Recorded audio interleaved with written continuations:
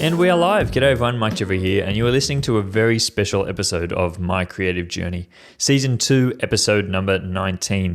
This is the very final episode for 2024, and to celebrate, I wanted to put together a little bit of a compilation episode this week for you guys, in case anyone hasn't had the chance to tune into any of these episodes or didn't really feel like they were for them. I wanted to put together a grouping of my 5 favorite episodes from the year. I know all of them have been incredible. I've recorded 18 episodes in the back end of this year in this second season of the podcast. All of them have been great, but I wanted to put together these 5 because they really stood out for me in episodes that really resonated with me and things that these guests really brought their A game and really put a lot out there on the line. I'm very thankful that they came on and shared so openly in these episodes. So hopefully through this gives you guys a little bit of a taste of what we have done throughout this second season.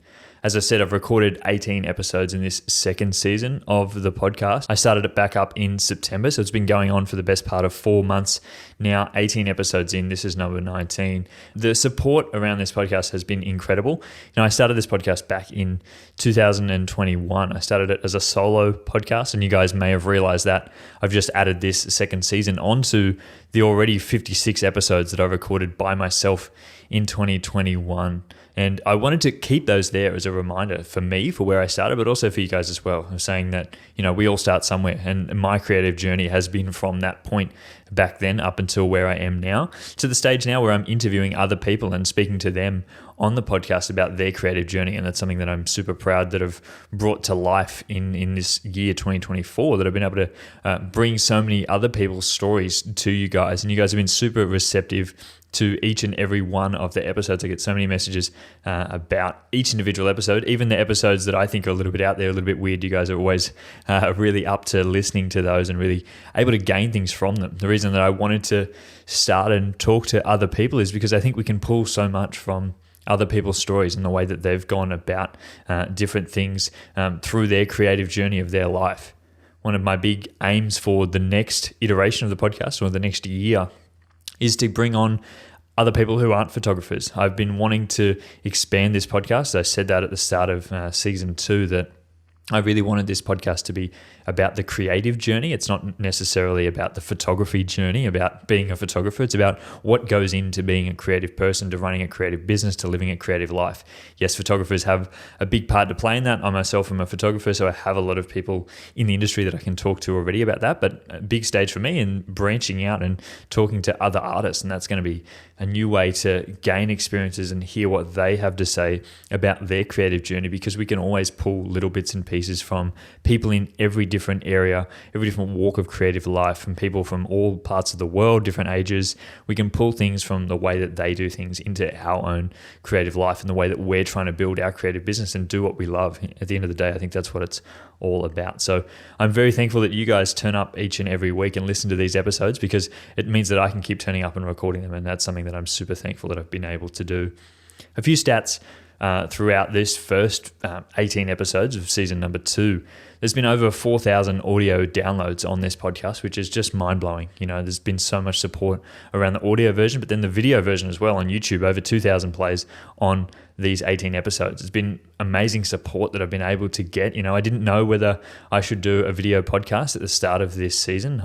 I did basically audio only for the first season of the podcast, and I thought I'd do video just to be able to throw it up on Instagram. But the support on YouTube has been crazy as well, so that you guys are actually going and sitting there and listening and watching episodes of the podcast is incredible, but also over on the audio platforms as well. So hopefully you guys are enjoying it over there, and the amount of downloads and the amount of messages that I get on those has been incredible to get so many of you coming back and turning up each and every week. Also the reviews, the ratings, incredible to hear from so many different people.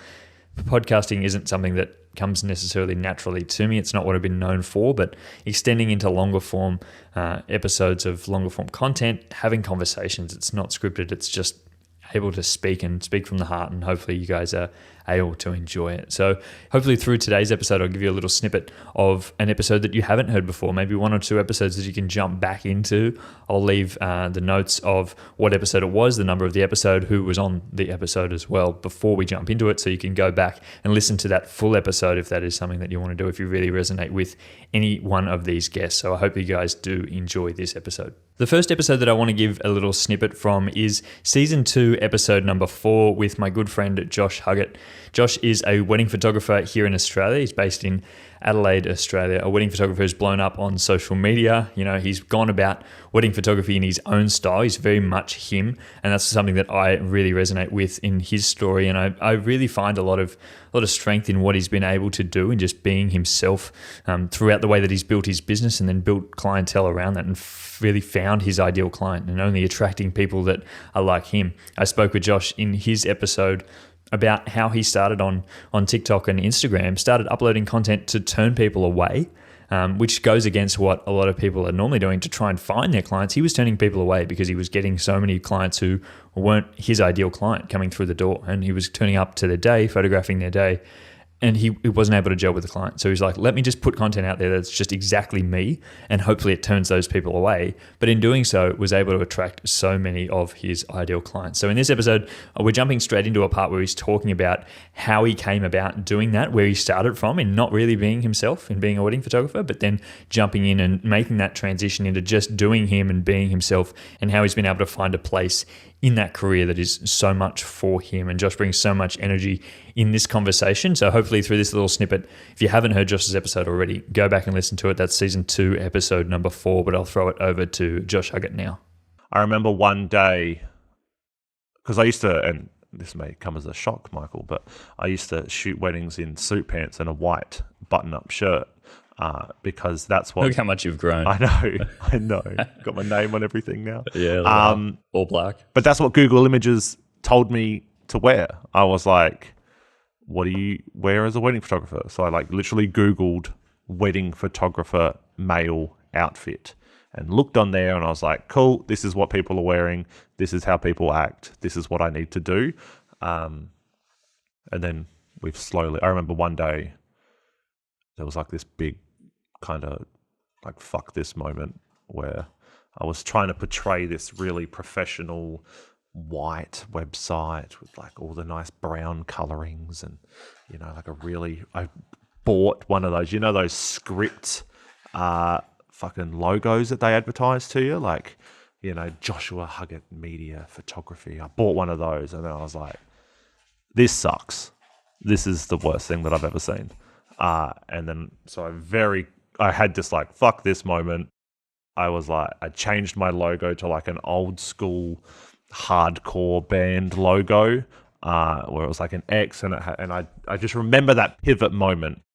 And that's when I went from wearing white shirts to black shirts. I slowly made my website from white to black, and now here we are a few years later.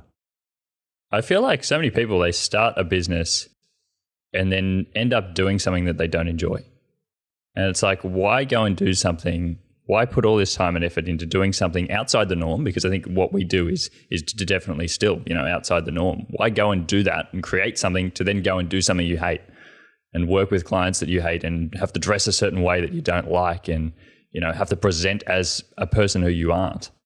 I was listening to a book the other day, and I can't remember what it is, but before we get off the call, I'll try to remember, and you can put it in the show notes. But I was listening to a book, and it's a business book, and he was talking about some people. It's the difference between the CEO, the worker, and something else, or the business owner. And it's how so many people, they're I really like, the example he uses is a baker, and she opens up her own. She loves making cakes, and everybody loves her cakes, and they always tell her, oh, you should do this. You love making cakes, blah, blah, blah, blah, blah. And then so she goes and opens her own bakery, and then she slowly becomes miserable, and she doesn't like it anymore because now all she's doing is making cakes. And I kind of feel the same way with photography. When I first started photography, and lots of people will be in this same, in these shoes, but you start photography, you love taking photos and you love being able to take photos. And then you make a business out of it and you very quickly start to resent it because now that's all you have to do. Like, I don't take my camera anywhere with me anymore. I have like everyday cameras that I thought I'd take with me and take photos, but I just don't. I use my phone for all of my photos outside of weddings. My camera bag stays packed. All of my cameras stay in the camera bag. And then I literally put my batteries back in and I take those cameras and shoot a wedding day. But this lady, she started a bakery, and because then she's working in it and she resents it, she's not making any money. She's not doing any of this. She's just really, really unhappy. And she's kind of like pushed into this idea that she needed to start a business when in reality, she would be far happier just being a baker and just making and working for someone else. So there's all these people that think they have to become a photographer or whatever and start their own business when they're probably not business owners. They're not.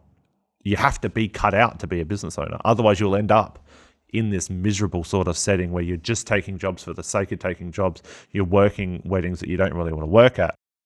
Lewis, my videographer, he's fantastic. He could definitely run his own business, but he knows he has absolutely no interest in the back end. So he just works as a hired gun, and he just goes from job to job, and he works for a bunch of photographers and videographers, and he'll just upload the footage. He gets paid, and he's done. And not many people have that sort of that mindset that, like, maybe I shouldn't be a business owner. Maybe I should just be a photographer and actually be happier in the long run. How did you feel about pricing when you started? Like, how long did you do it? I still struggle with pricing now.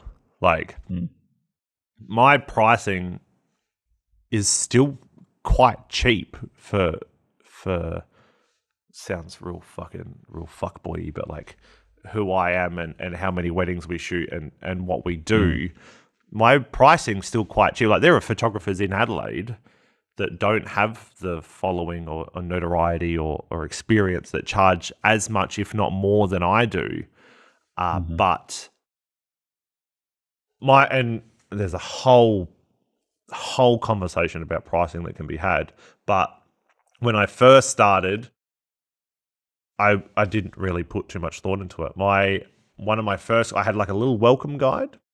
So I hybrid shot as well. So I did both photo and video at the same time, and I still do that to this day.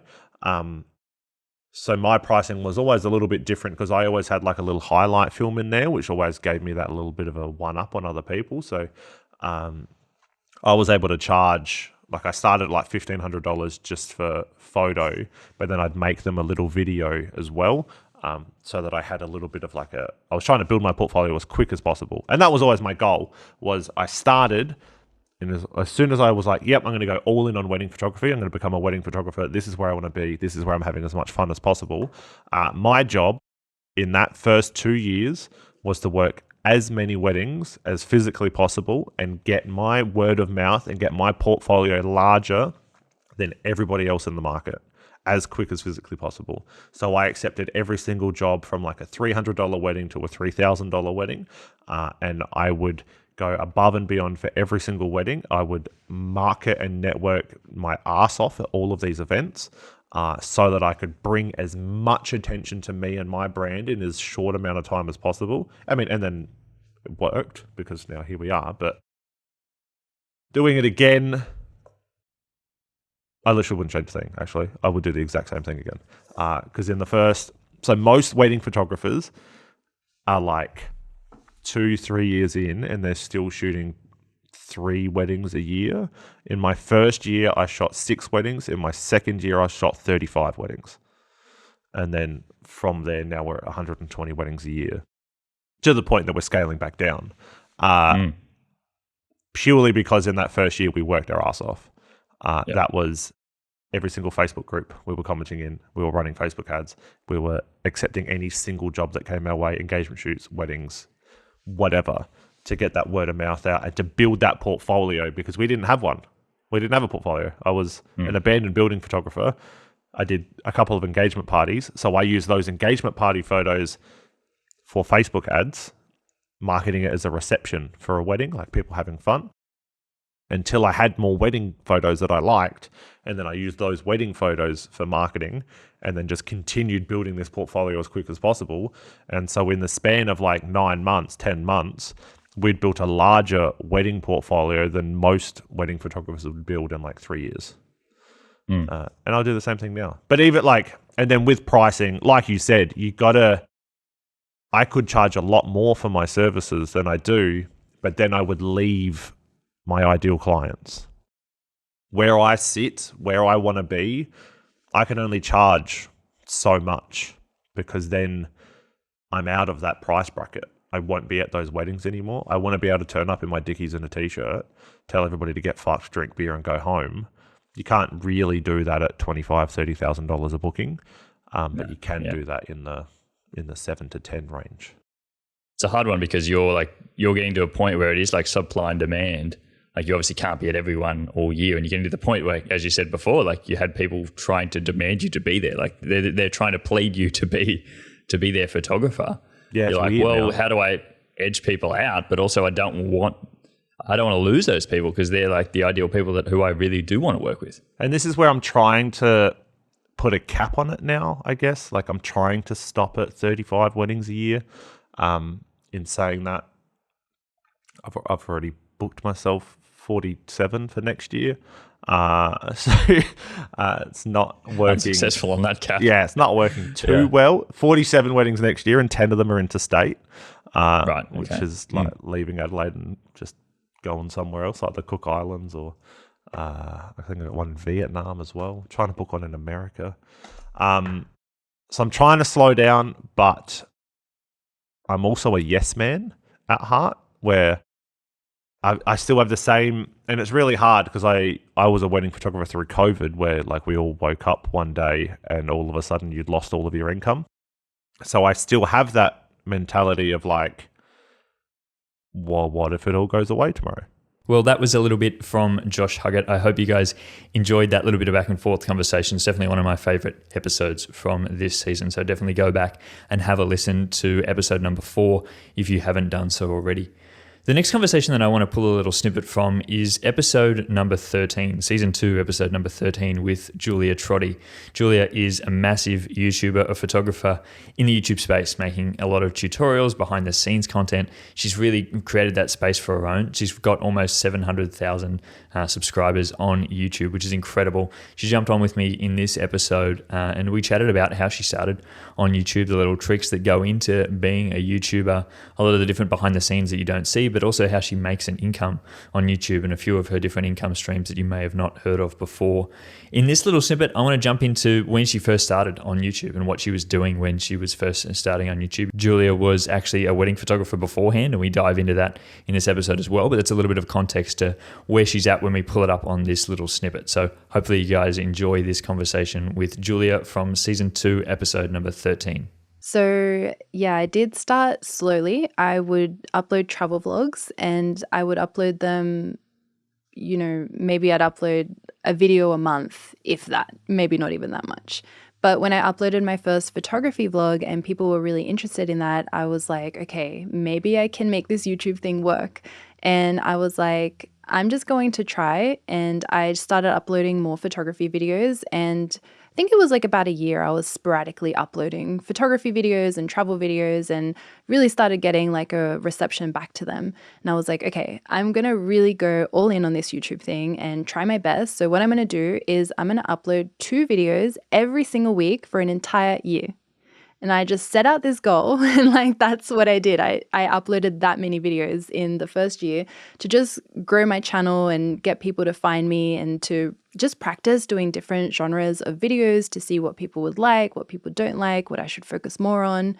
And yeah, that was a really cool growing experience. I think I grew my channel to like almost 100,000 subscribers doing that. But the downside to that, and what a lot of people didn't see, was I was working like 7 days a week. It was a lot of work. And I was also shooting weddings at that time as well, because, you can't just jump into doing social media or YouTube because that's something that grows and happens slowly. So it was kind of like my second job, but I was pouring so much time into it. Yeah, absolutely. To post like twice a week on YouTube of all places. Like that's a massive That was effort. crazy. What were you doing like to keep up that sort of schedule? Were you just like working yourself into the ground to get there? Was there any like tricks or like habits you had to set up to get that sort of schedule out?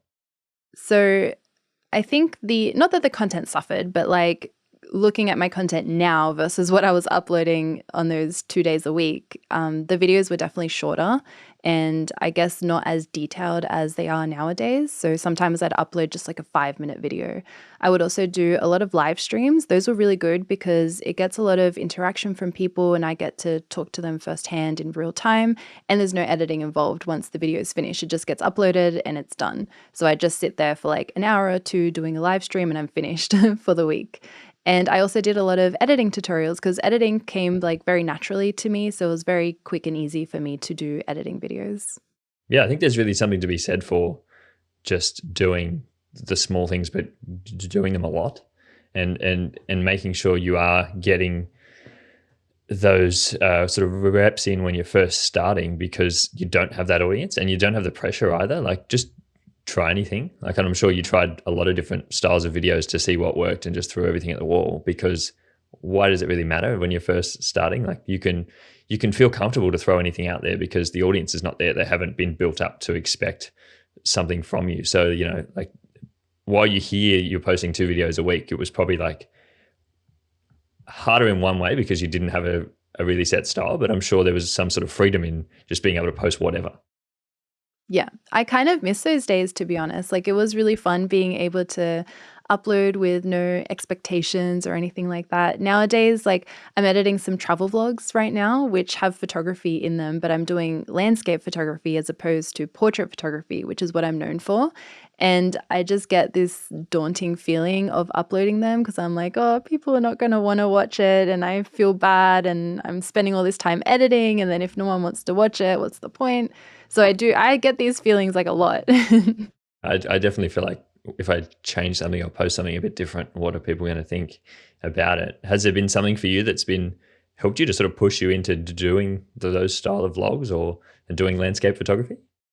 I think it's one of those things of like, you know how they say like one for you, one for me. So it's like I like to edit as I upload so many photography tutorials online and the travel vlogs is something that I really love because travel is my passion. Like I love traveling so much and I love doing travel photography and landscapes and things like that. So for me, the travel vlogs are the ones that I edit for myself.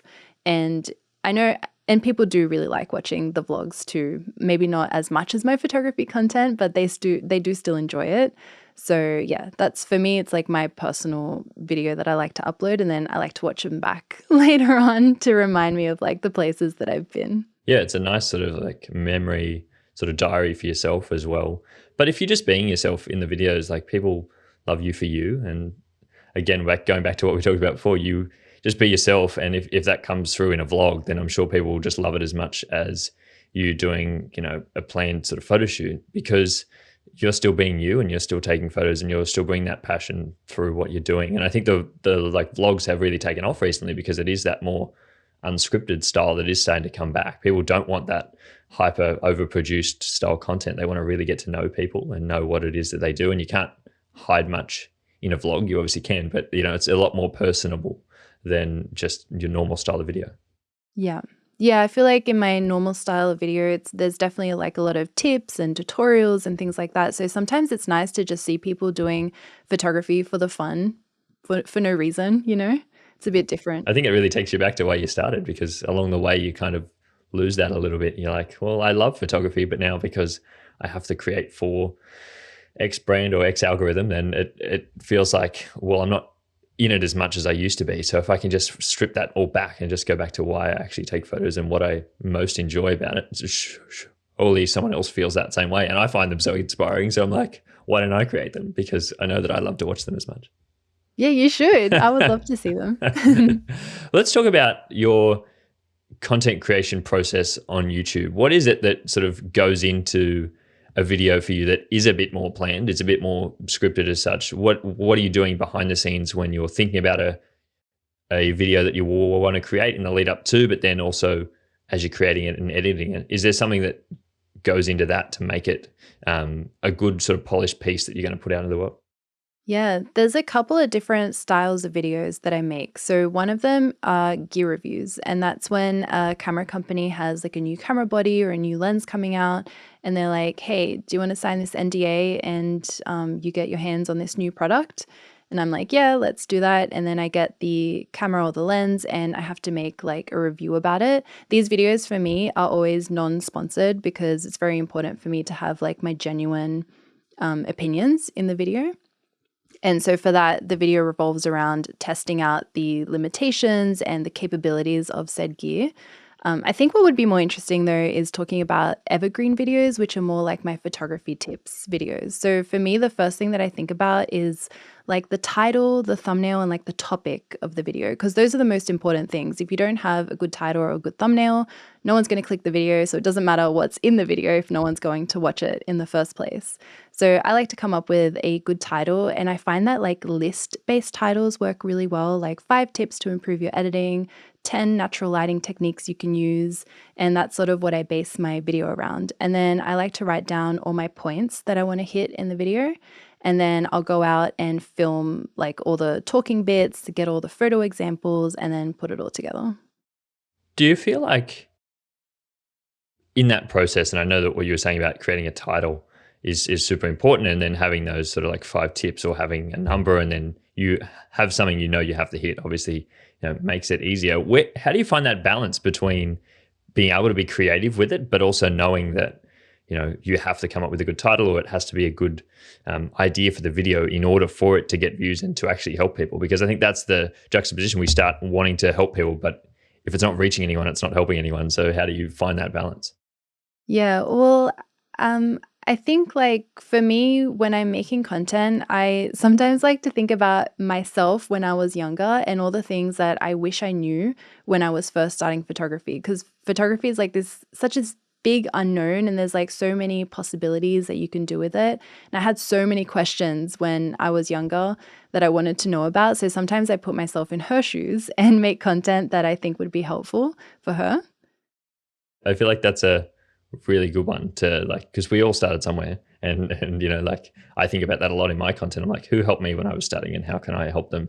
I think I even went probably a step further and like tried to create an alternative version of me to ask questions, because I was like, well, how can I convey something in a way that's helpful to other people, but not feel like it's a bad question? Like, I want people to feel comfortable to ask questions, because we all didn't start just knowing everything. Like, we had to start somewhere and learning through that process. It's a really good step, I think, for a lot of people to put yourself back in that mindset of what didn't you know, or how did you learn this, and then try to teach it, because you also like learn a lot through actually teaching things.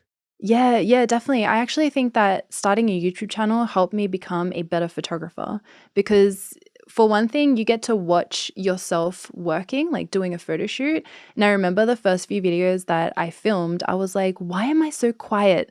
I'm not saying anything to my client. Like, this is so awkward. And then that made me realize that I need to speak up more and tell my client more like what's happening during the shoot. So there's like lots of different things that you can learn from making content and teaching other people about photography. Massive thanks to Julia for that conversation. If you want to hear the full episode, go back to season 2, episode number 13. Julia shares so much and was so open and honest during the conversation, and it was a really lovely chat that I was able to have with her, and she shared so much, and I'm really appreciative for her for doing that. Now let's move on to season 2, episode number 9. Yet another episode with a powerhouse woman, Pippa Moore. Pippa is a marriage celebrant here in Australia, and I dive into this conversation with her, talking all about how she became a marriage celebrant. I want to give you guys a little bit of insight on that. Pippa's story is quite incredible in the way that she came through working in retail, then working in radio, to then coming in working as a marriage celebrant. It's a bit of a weird combination. She worked in stand-up comedy there for a while. I'll let her explain it in this snippet. It's a crazy story, but then she goes on and tells so many different stories in this episode. It's one of my favorite episodes, actually, and you can tell that Pippa definitely has a presence on the microphone, and I appreciate her for bringing that forward. And this episode is so uplifting, and hopefully you guys are able to gain a lot from from her story, and that she was able to find what she really wanted to do a lot further down the track than most people think about starting their career. So never give up on your dreams was the thing that I got out of this episode, and I hope that you guys are inspired by listening to this little snippet as well. It certainly wasn't always the dream job, and it's been a long, winding road to arrive at this point in time, but there's been lots of wonderful chapters along the way. But would you believe it, Mike? I originally, when I finished school, wanted to be an actor. And I was determined that that was my dream job, and I was determined that that was the path that I needed to take. Drama was my happy place, storytelling, performing. And so leaving school, I was determined that the path to take was to get into acting school. And so when I auditioned for acting schools and didn't get in, that was the first of very many career curveballs that were thrown my way throughout the last sort of 10, 15 years of my life. And so enrolling in a drama degree at uni and feeling like a total fish out of water, like I was not in the right place at all. And for some reason, it felt like everybody else had gotten the memo about how to do university, and I had somehow missed that. And so I was just floundering. And then that led to me undertaking a 12-month intensive musical theatre course, training in acting, singing and dance. And that is where I discovered stand-up comedy. So that was another sort of little interesting exploration. And so back when I was very young and very brave, Mike, in my late teens and early 20s in Brisbane, I would do the pub stand-up open mic night comedy circuit, which, looking back now, was the most terrifying thing I've ever done. And you couldn't pay me to do it now. That experience really helped you today, yeah. When you look back on that. Do you know, it really did. It really did. And looking back on it, I was the only girl doing it. It was very much a boys' club at the time. And what I noticed was that all the guys that I was doing it with, most of them would have kind of gags or shticks or punchline jokes, and that was how they would build their stand-up comedy routine. Whereas for me, I would get up on stage and I would just tell stories. I would tell funny stories about my life or things that had happened to me. And that's what I really enjoyed about it. The scene at the time was a bit gross. I look back now and I feel like it was a bit like licking an ashtray. And so after a couple of years, I decided that I didn't know if that was really what I wanted to do anymore. But I still felt so much like I was searching for my place in the world and how can I use my skills and gifts and talents and passions, and how can that translate into a job that, you know, not only pays the bills but is also really fulfilling. And so as many creatives do, you take jobs in hospitality and retail and things like that to kind of fill the gap while you're still trying to figure out how your creativity looks. And I felt really stuck for a number of years in those sorts of jobs. And it was really annoying because I was getting all this feedback that I was really good at what I was doing, and I was getting promotions and managing new stores and opening new stores. And it was really frustrating because I kept being told that I could climb the ladder and have this really successful career in retail or hospitality. And it just wasn't what I wanted to do. And I just felt like, how on earth is this my life where I feel really stuck and trapped in this thing that I don't enjoy doing and that I don't want to do, whereas the thing that I want to do seems and feels really unattainable? And essentially those sorts of things happened for quite a number of years. And in that time, I kept auditioning for acting schools and kept getting really great feedback and would get right to the end of the callback audition process, and then it wouldn't translate into being offered a place at a school. And I went off and studied script writing for film and television. And so I tried all these different things to try and figure out how does this fit? How does this look? And then after a while, landed a job working at a radio station, but I was in sales. And again, I was trying so hard to run away from this career in sales. That, and it just was like something that kept hunting me down. And I just, the frustration was unbelievable. And I was working Southern Cross Stereo in Brisbane, which is B105 and Triple M for anybody up in that part of the world that's listening. And I was working in sales, and it was just, my job was data entry and invoicing all day, every day, which, if you know anything about me, Mike, that's my worst nightmare.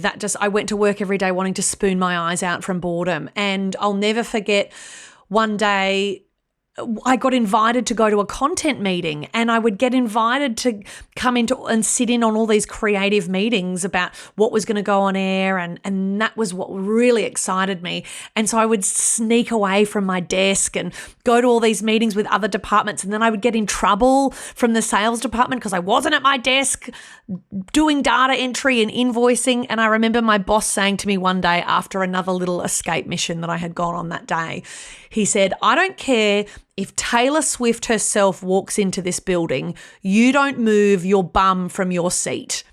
And that was when I knew, Mike. That was when I knew this is not the job for me. But amazingly, that led to another opportunity of working on a radio show as a producer. And then that led to a wonderful opportunity of then landing a gig as a radio broadcaster hosting a breakfast show. When I finally landed in a job where I thought, oh my gosh, I've arrived. This is wonderful. This is the perfect intersection of people, storytelling. There's a great performative element to it. Finally, I've found it, which was really exciting. And that was a really great season to be in. So that was what I was doing before I became a celebrant. I wanted to ask, how does one go from being a data analyst to a producer to a radio host? What was the connect there? It definitely was a case of a little bit of right place at the right time, but in the totally wrong area I was dream job adjacent, and it was so close and behind the panes of, double walled glass in the studio. I was like, that's where I'm meant to be. And I'm so close and I'm stuck on the other side. And hilariously, it didn't take very long for the heads of my department to realize that I was terrible at data entry and invoicing, and that it wasn't what I was meant to be doing at all, and that in fact I was very creative, and that really I should be on the other side of the double walled glass working in that department. And so they very graciously released me from my role, which I think was a great call on everybody's part. But they very generously said to me, look, we really know that content is where your passion is, and we know that that's where your potential is. Even though we're not renewing your contract, hold on to your swipe key. And if you want to come in on Saturday mornings and volunteer, we've got a sports show on the weekends that doesn't currently have a producer. And if you want to come in during your own time and learn the ropes, you're really welcome to do that.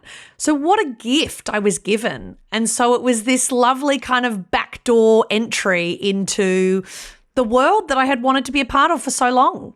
And, it was so incredibly generous of the people in that building to not only really recognize that that was what I was passionate about, but also, even though they knew that I was terrible in the sales department, that they really saw some potential in me, and that they were generous enough to let me keep coming into the building on weekends.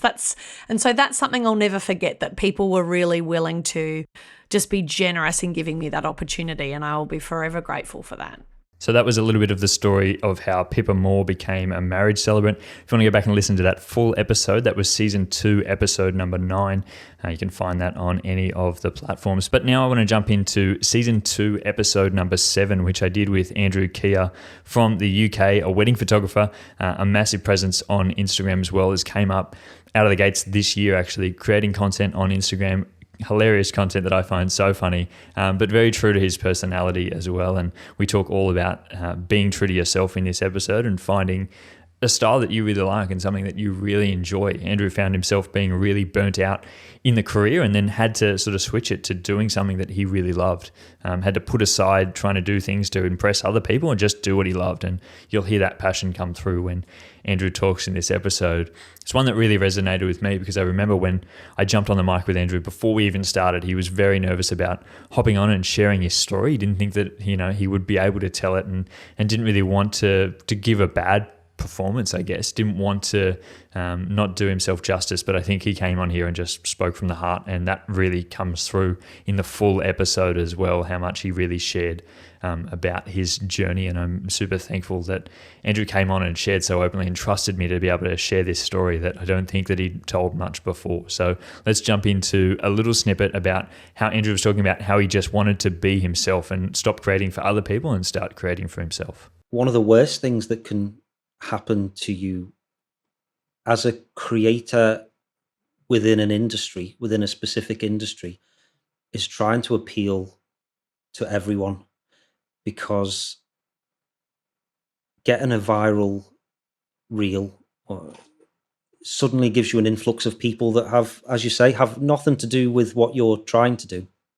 And it really just waters down, and in some cases will destroy the community that you've built up. The people that engage with me are just like me. They have that slightly odd sense of humor. They have the same pain points as me. They do the same, they go through the same processes as me. We edit our photographs, we cull our pictures, we get to the wedding, we have the occasional disaster. All this stuff, which I've done for 10 years, is what I know. So this is what I'm going to talk about. This is what I'm going to do. And I can't see that changing too much.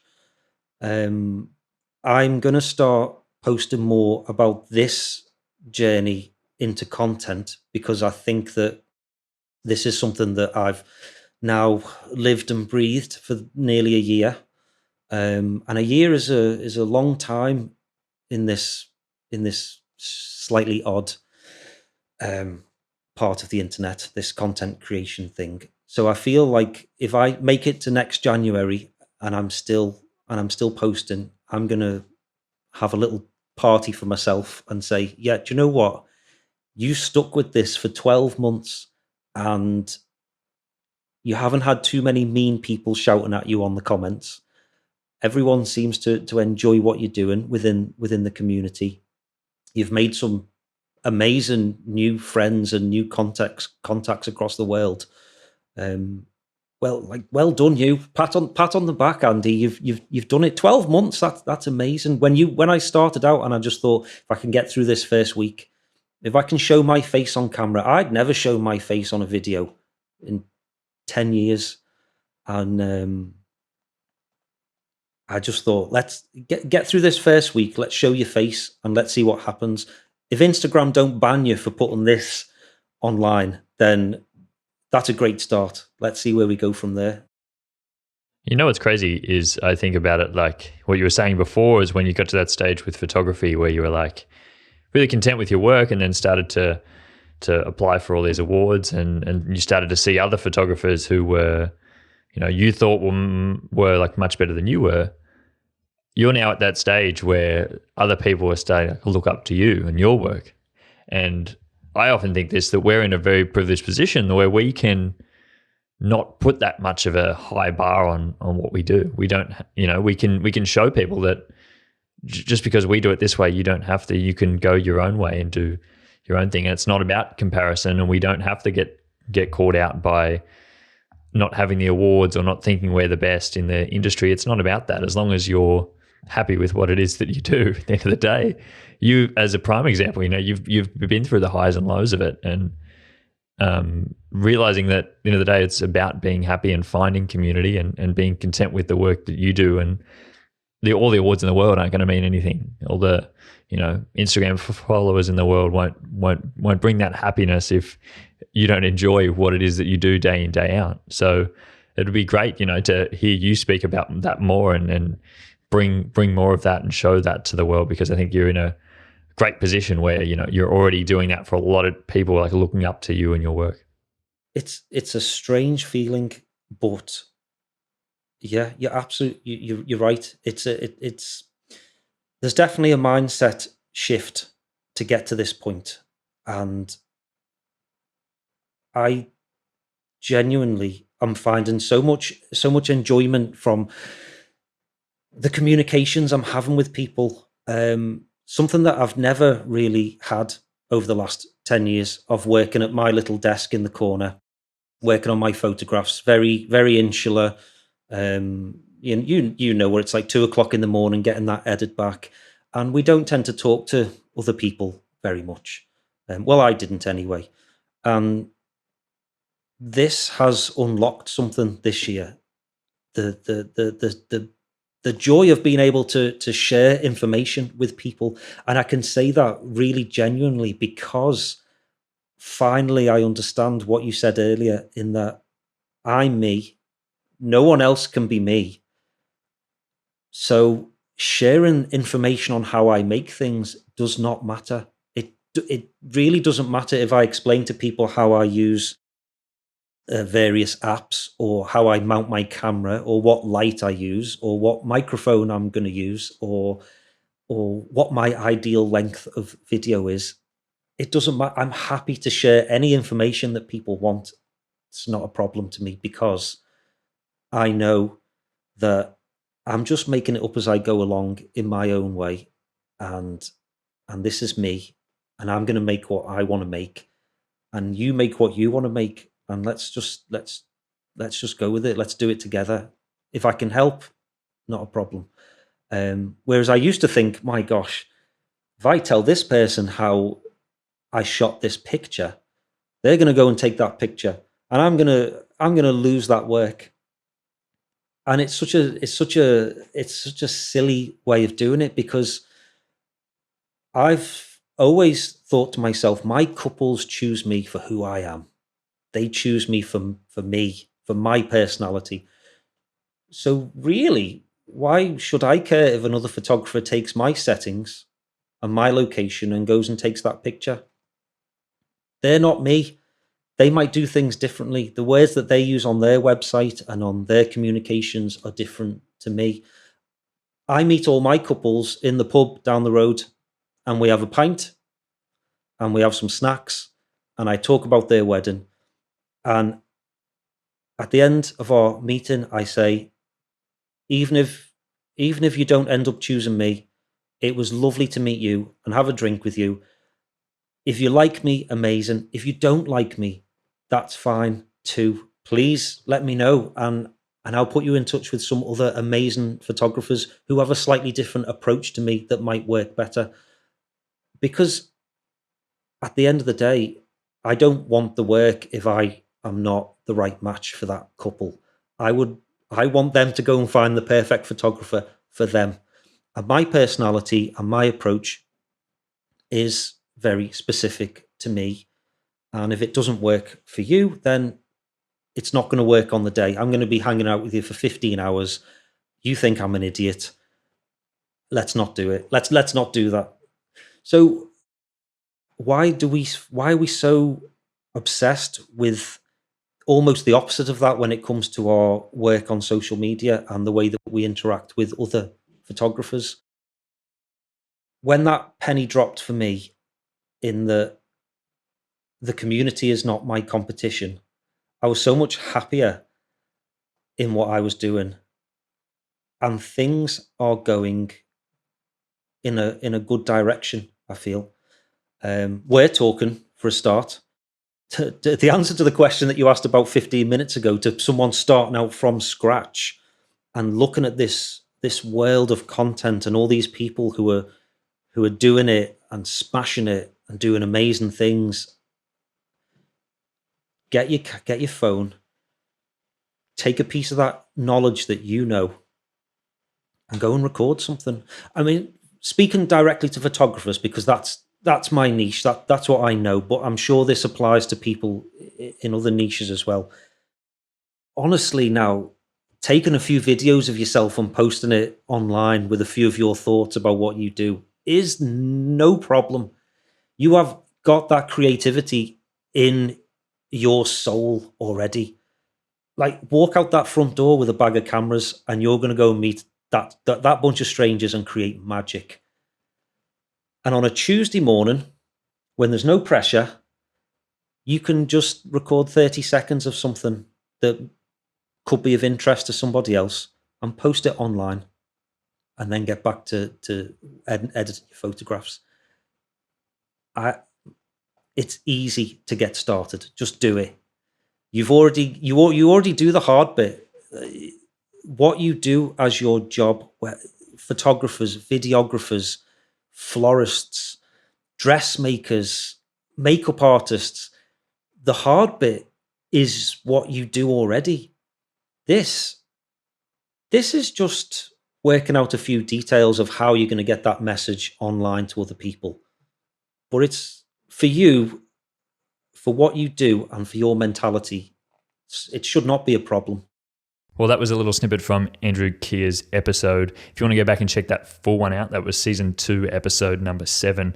But I now want to jump on to the final little snippet for this episode, which comes from season 2, episode number 2, an episode with Karolina Noree, a wildlife photographer from South Africa. Now, Karolina's episode, I think, is still one of the most crazy episodes that I've done on this podcast. We talk about a whole bunch of different things. She came on very early in the season, and the audio in this episode isn't the best, but I think there's so much to actually gain from the episode. She talks about so much about how she's able to sell prints, how she's able to make a living as a wildlife photographer, and I think that is crazy, the things that she's been able to do, the camps and the retreats that she's able to host as well, all over in different countries all over the world. So definitely listen into this episode with Karolina. She talks about this first point here we're going to pick up on is her talking about how she finally realized that she could make money as a wildlife photographer, taking photos of animals in the wild, and how she was able to turn that into a career, that first little spark. And then from there on, it's just accelerated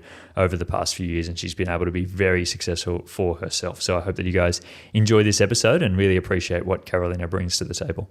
Social media was a big part of me realizing that this is possible. As I said very early on, it was just I just loved doing it, and I just wanted to do it as much as possible. And that's when I felt like being out in nature and capturing wildlife was when I felt the most, at peace, and while also being excited, because it's very exciting being out there and having a lion walk past your car. It's insane. But I think that social media was a major part of me being like, oh wait, there's people out there who are doing this for a living, and oh, these are the ways that they're doing it for a living. These are the ways they're making money, and kind of starting to realize that was an option. But then that also worked very much hand in hand. And I think that's where the wildlife photography specifically, because I think I did think about, should I do photography in other ways? Would I do weddings? Would I do portraits? Would I do product photography, or do more of the type of influencer type of thing, which I guess I am in one way, but hate the word influencer. But yeah, so I was thinking about different ways that I could incorporate photography, and seeing all these different people making photography as a job. But then I think the big thing that made it just solidify for wildlife was obviously that's already what I was doing and what I loved doing. But also the fact that my fiance, he was a guide for more than a decade, and that's when we met, and that's how I ended up in the lodge industry working with him. And when we started thinking about getting out of the industry, and when my ideas of the wildlife photography full time kind of started to grow, we spoke a lot about it, and together we kind of created this idea of starting our own travel company and our own safari company, and that works very much hand in hand with the wildlife photography. So that is a massive part of my job as well, is our company together. Even though I also have my own photography company, the safari company is ours together. And the idea was basically it started from him having such extensive experience in the Kruger region, having worked at all these different reserves and lodges in the Kruger area. And then getting a lot of questions from my social media, but also from like friends and family back home, from my side, but also like old guests that had traveled with us, or with him specifically in the lodge industry, who wanted to come back to Africa, and they were like, where should I go and what should I do and how do I plan my safari? So because planning a safari is a very different type of holiday than like going to a European city and like booking some restaurants. Like it's very, very different.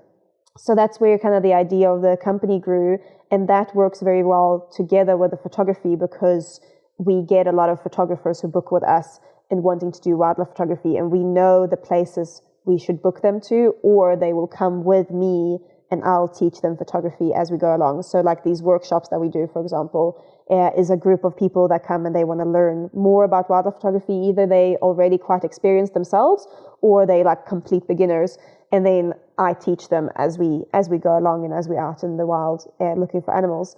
So that's, I think, maybe what solidified it for wildlife photography specifically, is that it worked very well with our lives together, and being able to kind of, I don't know, the goals kind of aligned that way, and we were able to work together that way.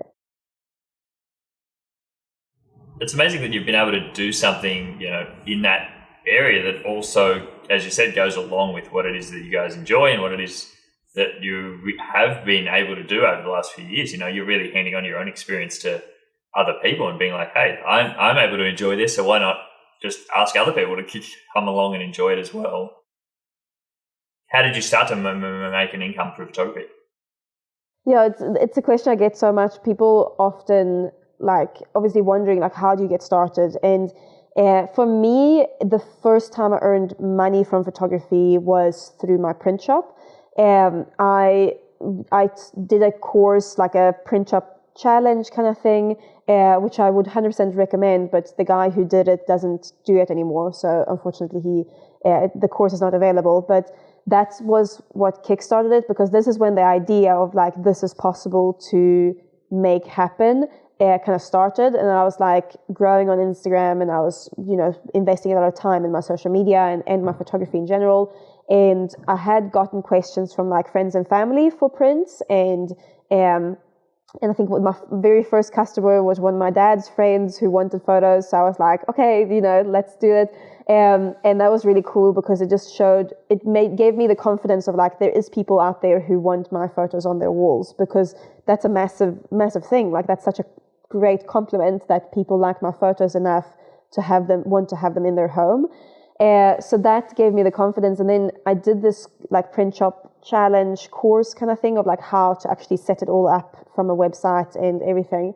And he also went through, and I think that was massive, he went through how to market it and the steps to kind of take of where do you start talking about it, and how much do you push it, and how should you run an initial launch sale. And then also spoke a lot about the mindset of in the beginning, a lot of people get excited and then they put a lot of effort into it, and then they can maybe sell a few prints, and then they hit a plateau where they don't sell anything and they get discouraged, and then they just kind of let go of the project. And he was the ones who succeed are the ones who continue.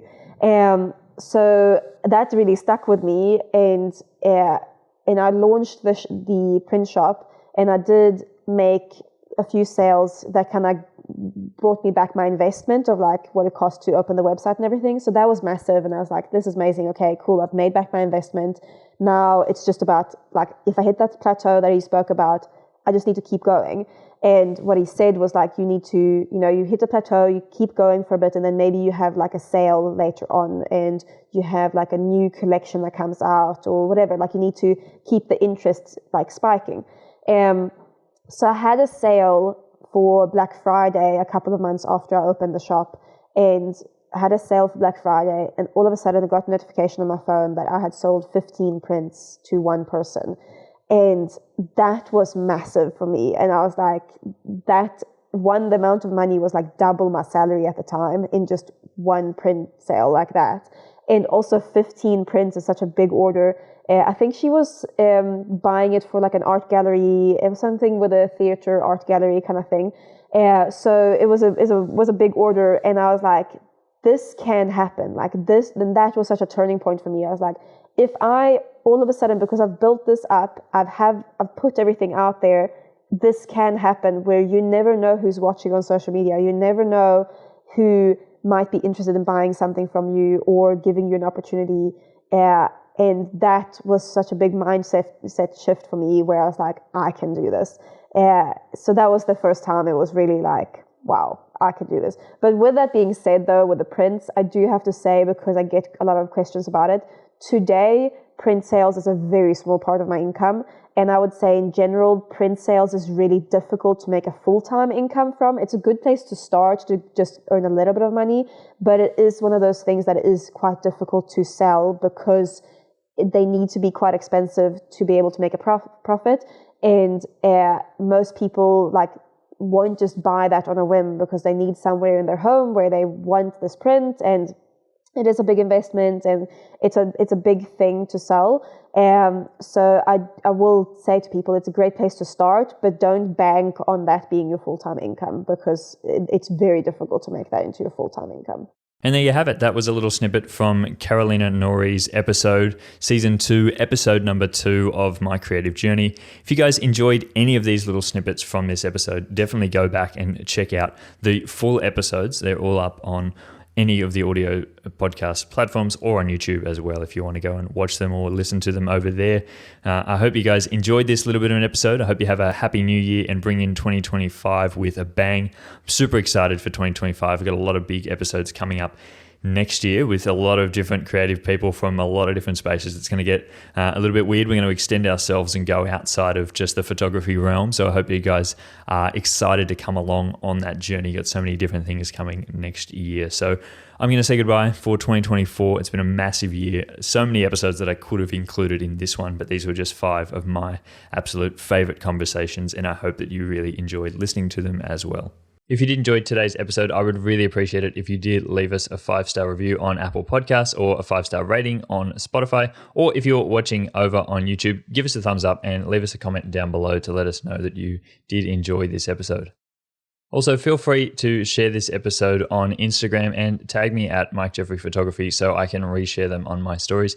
And also message me and let me know who you would love to hear on an upcoming episode of this podcast. You know, I've always tried my best to be able to have conversations with people who are in the creative space and people that I think would be a good fit on this podcast, and I would love your input as well. In a very privileged position at the moment where, you know, I'm able to reach out to people and have them on my podcast and have really interesting conversations with a whole range of people in the creative space and talk about their creative journey. So if there is anyone you would love to hear from, please let me know and I will do my best to try to get them on the podcast. At this time, I would also like to acknowledge the first creatives of the land on which I am recording today, Aboriginal and Torres Strait Islander people of so-called Australia. As we tell stories of today, I just want to reflect on how First Nations people here and across the globe have guided and informed our understanding of the creative journey. But until next week, friends, have a lovely week, and I will speak to you all again next Monday. Bye. Editing and post-production on this episode was done by Mossy Media, and music was created by JWPATON.